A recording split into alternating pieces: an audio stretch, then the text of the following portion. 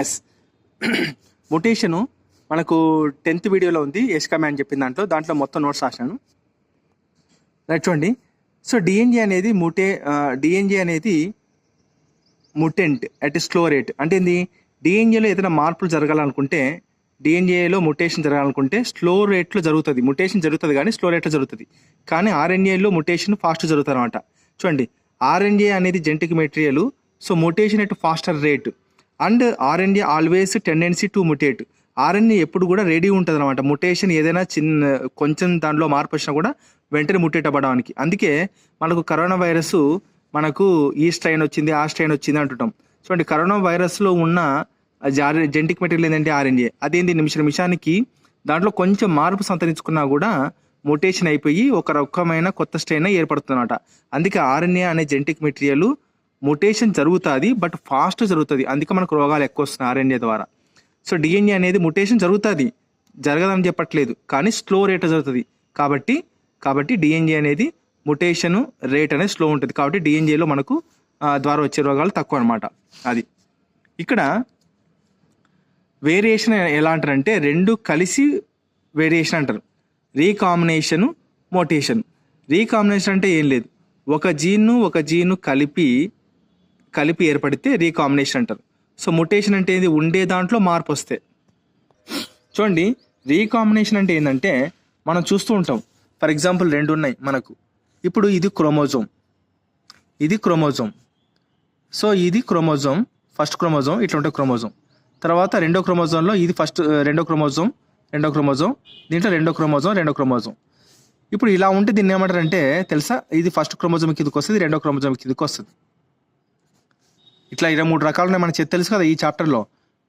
ఇది ఫస్ట్ క్రోమోజోమే, ఇది రెండో క్రోమోజోమే, ఇది రెండో క్రోమోజోమే. జత ఉంటాయి కాబట్టి ఈ మొత్తాన్ని ఫస్ట్ క్రోమోజోమ్ అంటారు, దీన్ని రెండో క్రోమోజోమ్ అంటారు.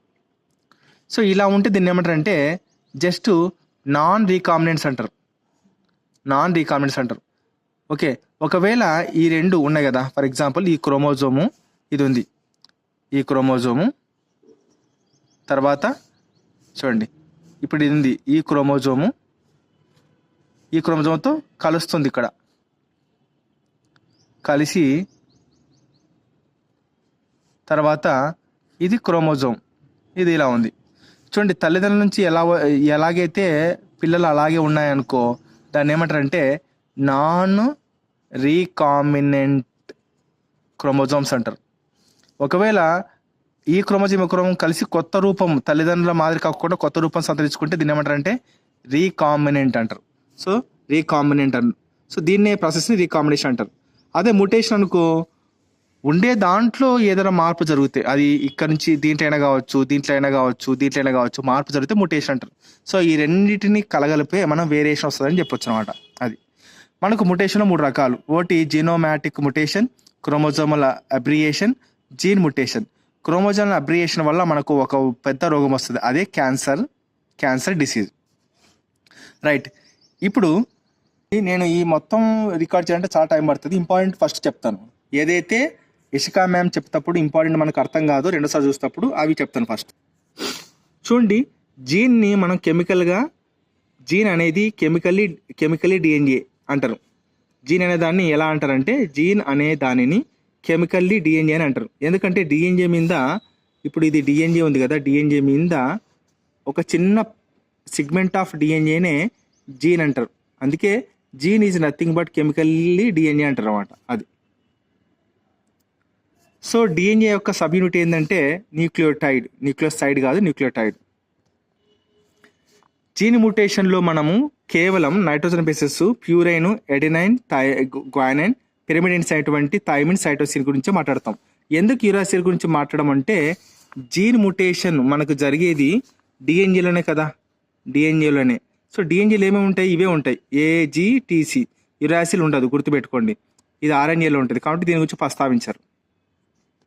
నెక్స్ట్ ఇక్కడ చూడండి, ట్రైజోమీ అంటే 2n+1. నేను ఇక్కడ మర్చిపోయినా, 2n+1.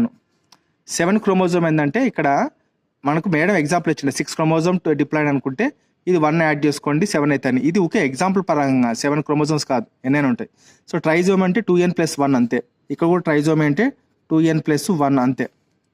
సో 21st క్రోమోజోమ్లో ట్రైజోమీ వస్తే డౌన్ సిండ్రోమ్ అంటారు.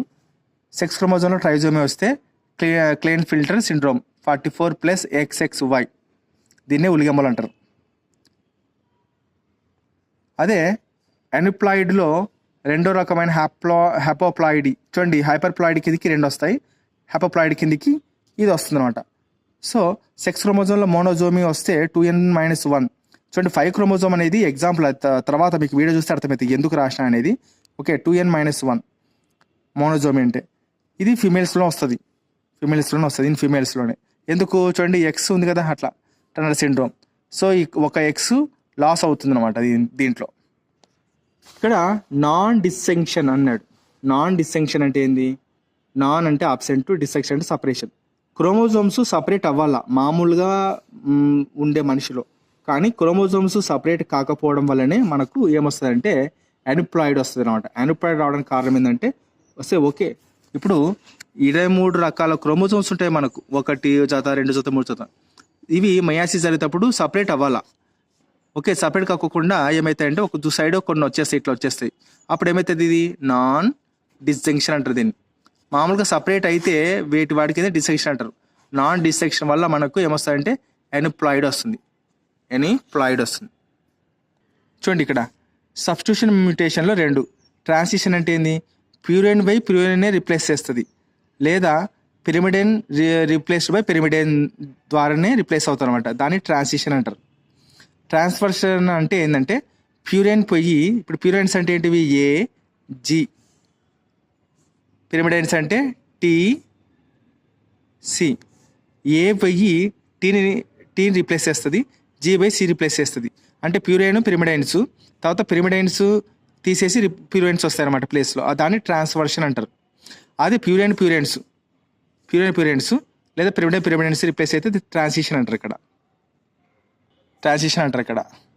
సో నాకు ఇది చదివేటప్పుడు ఎగ్జాంపుల్ అంటే ఒక డౌట్ వచ్చింది. ప్యూరైన్స్ అనేటివి ఏ జీ కదా, ఎట్ట రీప్లేస్ అయితే ప్యూరైన్స్ అనేది నాకు డౌట్ వచ్చింది. సరే, ఇదైతే నాకు తెలుసు, ఏకి బదులు టీ వస్తుంది, జీకి బదులు సి వస్తుంది, పిరిమిడైన్స్ అవుతాయి అని చెప్పేసి. మరి టీకి బదులు ఏ వస్తుంది, సికి బదులు జీ వస్తుంది. ఇది ట్రాన్స్వర్షన్ అర్థమైంది. ట్రాన్సిషన్ ఎట్ట అర్థం కాలేదు, కానీ ప్యూరైన్సే రీప్లేస్ చేస్తాయంట. దీనికి ఉదాహరణ చూడాలి ఎప్పుడైనా ఫ్రీ టైంలో. చూడండి, ముటాజెన్స్లో కెమికల్ ముటాజెన్స్ కిందకి మస్టర్డ్ గ్యాస్ వస్తుంది. Mustard gas is not a natural mutagen. Okay, chemical mutagen కిందకి వస్తుంది. మనకు హ్యూమన్ జెనెటిక్ డిజార్డర్స్లో 2 రకాలు, chromosomal disorder, Mendelian disorder. So Mendelian disorder ఎందుకు వచ్చింది పేరు? మెండెలియన్ ఎప్పుడు కూడా ఒక సింగిల్ జీన్ గురించే మాట్లాడినాడు, సింగిల్ జీన్ గురించి. ఎట్లా? క్యాపిటల్ టీ, స్మాల్ టీ, ఇది సింగిల్ జీన్. మళ్ళీ ఇలా వస్తే ఇది టీ కిందకు వస్తుంది కాబట్టి గ్యామెట్స్గా ఇలా సింగిల్ జీన్ గురించి మాట్లాడు కాబట్టి ఇవన్నీ మెండెలియన్ డిజార్డర్ అనేది సింగిల్ జీన్ అంటారు. ఇది తప్ప ఇక్కడ దీనికి ఇది రాశాను. ఓకే, క్రోమోజోమ్ డిజార్డర్ అంటే క్రోమోజోమ్స్ మీదనే మనకు మార్పు వస్తుంది, అది సింగిల్ పెరాఫైల్ గురించి మాట్లాడుతున్నాడు. సో మెండెలియన్ డిజార్డర్ ఇవంతా నేను ఎక్స్ప్లెయిన్ చేసిన ఇంతకుముందు వీడియోలో. చూడండి, ఇక్కడ ఒక పాయింట్ ఉంది. సికిల్ సెల్ అనీమియాను కోడామినెన్స్కి ఉదాహరణ. సో కోడామినెన్స్కి ఇంకోటి ఏంటంటే ఏబీ బ్లడ్ గ్రూప్. ఓకే, చూడండి, మనకు ఎగ్జామ్ హాల్లో ఏబిఓ బ్లడ్ గ్రూప్ కోడామినెన్స్ అంటే తప్పు. ఏబీ బ్లడ్ గ్రూపే కోడామినెన్స్. ఓ ఎందుకైతుంది? కోడామినెన్స్ కాదు, అది రెసివ్. మరి డౌట్ రావచ్చు సికిల్ సెల్ అనీమియా అనేది కోడామినెన్స్ ఎట్లా చూపిస్తుంది అంటే, చూడండి, ఇప్పుడు హిమోగ్లోబిన్ ఇది ఎక్స్, ఇది ఎక్స్. మామూలుగా ఏ, ఇది నార్మల్, ఇది సికిల్ సెల్ అనీమియా. సో ఇలా ఉంటే కూడా మనకు ఏమవుతాయంటే ఏముంటుంది? సికిల్ సెల్ అనీమియా యొక్క క్యారెక్టర్ని చూపిస్తారన్నమాట. అంటే ఇది తగ్గదు, ఏబీ బ్లడ్ గ్రూప్ మాదిరి ఇది తగ్గదు. అప్పుడు ఏమంటారు? బయటకు వచ్చి ఏబీ బ్లడ్ గ్రూప్ కింద ఫామ్ అవుతుంది. ఇది ఏమవుతుందంటే సికిల్ సెల్. చూడండి, ఇక్కడ ఇచ్చినాడు ఏబి, హెచ్పిఎస్ 2 ఇక్కడ మనకు కనపడతాయి కాబట్టి హెటరోజైగస్ కండిషన్లో మనకు ఏమొస్తుందంటే సికిల్ సెల్ అనీమియా అనేది కోడామినేషన్ చూపిస్తుంది అని అర్థం చేసుకోవాలి. ఏబీ బ్లడ్ గ్రూప్ మాదిరి ఇది ఉంటుంది, 2 ఉంటాయి. అంటే ఏంది? నార్మల్ బ్లడ్ ఉంటుంది రౌండ్ షేప్లో, సికిల్ సెల్ బ్లడ్ గ్రూప్ కూడా 2 ఉంటాయి అనమాట. ఇక్కడ మన బ్లడ్ వెజల్స్లో. కాబట్టి ఇది ఏమవుతుంది, కో డామినేషన్ చూపిస్తున్నట్టే కదా లెక్క. అది సికిల్ సెల్ అనిమియా అనేది ట్రాన్స్వర్స్, గుర్తుపెట్టుకోండి, ట్రాన్స్వర్స్ని చూపిస్తుంది. ట్రాన్స్లేషన్ కాదు. ట్రాన్స్వర్స్ అంటే ఏంది? ట్రాన్స్వర్స్ అంటే purines replaced by pyrimidine, pyrimidine is replaced by purines. దీన్ని ట్రాన్స్వర్స్ అంటారు. ఎట్లా అంటే చూడండి, ఇక్కడ గ్లూటామిక్ యాసిడ్ని తీసేసి 6th ప్లేస్లో వ్యాలిన్ వస్తుంది. సో ఇక్కడ మనకు జెనెటిక్ కోడ్ ఉంటుంది, ఏమని, ఏదో జియూసీఓ ఏదేదో ఉంటుంది అనమాట. సో ఇప్పుడు జీ తీసేసి ఇక్కడ మనకు సి రావడం, ఓకే, యూ వచ్చి ఏ బదులు రావడం, అట్లా వస్తుంది కదా. సో అట్లాగా ప్యూరెంట్స్ బదులు పిరమిడైన్స్, పిరమిడైన్స్ బదులు ప్యూరెంట్స్ రావడం ట్రాన్స్వర్షన్ వస్తుందని చెప్తున్నాం అనమాట. సికిల్ సెల్ అనిమియా అనేది క్వాలిటీ డిజార్డర్ అంటారంట, క్వాలిటేటివ్ డిజార్డర్. మరియు ఇది ప్లియోట్రోపిక్ కూడా ఉదాహరణ అన్నాడు. సో క్వాలిటేటివ్ డిజార్డర్ అంటే ఏంటంటే చూడండి, సికిల్ సెల్ అనిమియాలో మనకు ఏమైంది, బ్లడ్ రౌండ్గా ఉండాల్సింది, క్వాలిటీగా ఉండాల్సింది ఏమైందంటే ఇలా మారిపోయింది. అంటే ఏంది, ఇక్కడ బ్లడ్ రౌండ్గా ఉంటే క్వాలిటీ ఇలా మారిపోయింది కాబట్టి ఇది ఏమైంది, క్వాలిటీ తగ్గిపోయింది. అంతేగాని బ్లడ్ ఏమీ తగ్గిపోలే. బ్లడ్ యొక్క క్వాంటిటీ 5 లీటర్లు అనుకుందాం, 5 లీటర్లు ఉంది, కానీ వాటి యొక్క షేప్ యొక్క క్వాలిటీ తగ్గిపోయింది. అందుకే సికిల్ సెల్ అనిమియాను ఏమంటారంటే క్వాలిటేటివ్ డిజార్డర్ అంటారు. సో ఇక్కడ ఇది ఎందుకు ప్లియోట్రోపిక్ కిందకు వచ్చిందంటే చూడండి, ప్లియోట్రోపీ ఒక జీను 2 రకాలు, దీన్ని రౌండ్ షేప్ బ్లడ్ గ్రూప్ని చేస్తుంది, ఇంకోటి సికిల్ సెల్ అనిమియాకి దారితీస్తుంది. ఓకే, ఒక జీను 2 రకాల ప్రభావాలను చూపిస్తే దాన్ని ప్లియోట్రోపీ అంటారు. ఓకే, సికిల్ సెల్ అనిమియా అనేది కోడామినేషన్ చూపిస్తుంది, ఏబీ బ్లడ్ గ్రూప్ మాదిరి. తర్వాత వచ్చేసి క్వాలిటేటివ్ డిజార్డర్ ప్లియోట్రోపీని చూపిస్తుంది. ప్లియోట్రోపీ అంటే ఏంటంటే ఒక జీను రౌండ్ బ్లడ్ గ్రూప్ని, ఇంకో జీను సికిల్ సెల్ అనిమియా బ్లడ్ గ్రూప్ని చూపిస్తుంది. అంటే ఒక దెబ్బకు 2 పిట్టలకి ప్రభావం చూపిస్తారు అనమాట. అందుకు ఇది ప్లియోట్రోపిక్ కిందికి వెళ్తుంది సికిల్ సెల్ అనిమియా అనేది. చూడండి, ఇంకోటి ఫినైల్ కీటోన్యూరియా కూడా మనకు ప్లియోట్రోపీ కిందికి వస్తుంది, సికిల్ సెల్ అనీమియా మాదిరి. ఎందుకంటే ఒక దెబ్బకు ఒక జీన్ ఎఫెక్ట్ మీద ప్రభావం వల్ల బ్రెయిన్లో స్టోరేజ్ అవుతుంది, ఓకే, కిడ్నీలో స్టోరేజ్ అవుతుంది. అంటే 2 ఆర్గాన్లు దెబ్బ కొడుతున్నాయి అన్నమాట. కాబట్టి ఒకటి దెబ్బ తీయడం వల్ల 2 ఇబ్బంది పడితే దాన్ని ప్లియోట్రోపీ అంటారు. అది. సో ఇక్కడ ఏమంటారు అంటే దీని గురించి చెప్తాను ప్రస్తుతానికి. చూడండి, కోడామినెన్స్ ఉదాహరణలు అంటే sickle cell anaemia, AB blood group. Pleiotropy disease plus codominance ఉండేది అంటే సికిల్ సెల్ అనిమియా అని 2 ఉండేది. సో ప్లియోట్రోపీ మాత్రం ఉండేది సికిల్ సెల్ అనిమియా మరియు పీకేయు ఫ్లియోకిటోయూరియా ఉంటుంది. చూడండి, ఇక్కడ ఇంపార్టెంట్ పాయింట్, థాలసేమియా అనేది ఒక టైప్ ఆఫ్ అనిమియా. అంటే ఏంది, రక్తహీనత. చూడండి, థాలసేమియా సికిల్ సెల్ అనిమియా 2 ఒకటే. చూడండి, ఇది ఆర్బీసీలో అనిమియాని తీసుకొస్తుంది, ఇది కూడా ఆర్బీసీలో అనిమియాని తీసుకొస్తుంది. అందుకే సికిల్ సెల్ అనీమియా అన్న థాలసీమియా అన్న 2 ఒకటే జాతికి చెందిన టైప్ ఆఫ్ అనీమియాకి, అంటే ఒకటే జాతికి చెందినటివి. అది ఏ జాతి అంటే టైప్ ఆఫ్ అనీమియాకి చెందినటివి. ఓకే, అక్కడేమో సికిల్ సెల్ అనీమియాను మనం ఏమన్నాం అంటే క్వాలిటేటివ్ డిజార్డర్ అన్నాం, ఇక్కడ థాలసీమియాను క్వాంటిటేటివ్ డిజార్డర్ అన్నాం.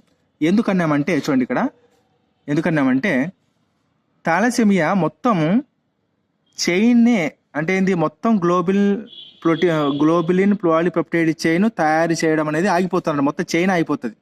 అందుకు క్వాలిటేటివ్ డిజార్డర్ అని దీనికి పేరు వచ్చింది. అదే సికిల్ సెల్ అనిమియాలోతో ఏమొచ్చిందంటే, సికిల్ సెల్ అనిమియాలో చూడండి, చైన్ ఉంది కానీ గ్లూటామిక్ యాసిడ్ బదులు వ్యాలిన్ వచ్చి చేరడం వల్ల మనకు రెడ్గా రౌండ్ షేప్లో రావాల్సిన ఆర్బీసీ అనేది సికిల్ షేప్లో వస్తుంది, ఇట్లా వస్తుంది. అప్పుడు ఏమవుతుంది, క్వాలిటీ అనేది తగ్గిపోయింది. కాబట్టి సికిల్ సెల్ అనిమియాను మనం ఏమంటారంటే క్వాలిటేటివ్ డిజార్డర్ అంటారు. దానికి అంత పేరు వచ్చింది. దీనికి మాత్రం క్వాంటిటేటివ్ డిజార్డర్ అని పేరు వచ్చింది అనమాట. మొత్తం చైనే పని చేయకుండా పోతుంది అనమాట. ఇంకా దీంట్లో పెద్ద కథ ఉంది. ఆల్ఫా థాలసీమియా అంటే ఏంది, బీటా థాలసీమియా అంటే ఏంది, ఆ తర్వాత వీడియోలో నేను రికార్డ్ చేస్తాను. ఓకే, ప్రస్తుతానికి ఇంపార్టెంట్ పాయింట్ చేస్తున్నాను.